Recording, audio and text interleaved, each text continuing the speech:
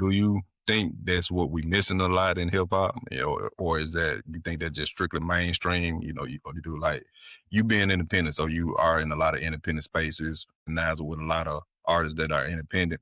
Yeah. Like, so would you say that is it still missing, and that what missing in hip hop, or do you hear a lot of people doing the storytelling style and talking about Missing their life feeling. experiencing, right, Missing the feeling, man. on both The sides?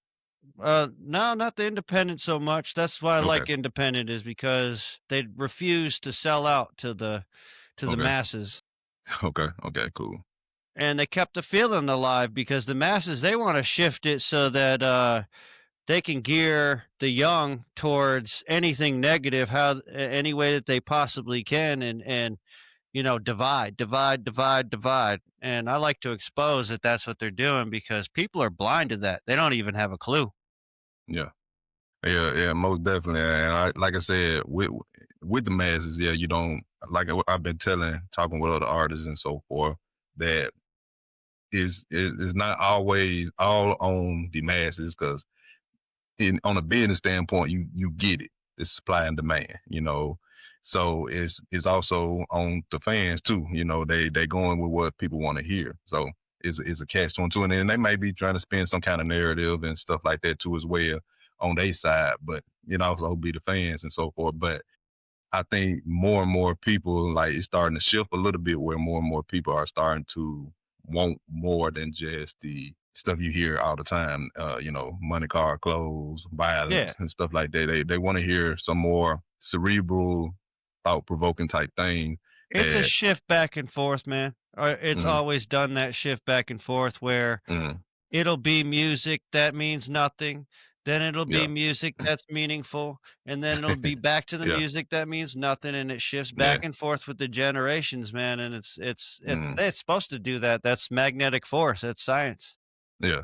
I like that you put it that way. Yeah, and go through phases, and I know I hear people like you hear people like the music. How old are you? Like, how old are you? About Me, 37. I'll be 38 okay, in April. all right. I'm 39. So yeah. So when we were growing up and so forth, it was like, all right, all this hippity hop. That how they'll say that that music, all that music don't got no soul, ain't got no meaning, and everything like that. I'm sure they Yep. heard it from their parents when they was growing up, and so on and so forth.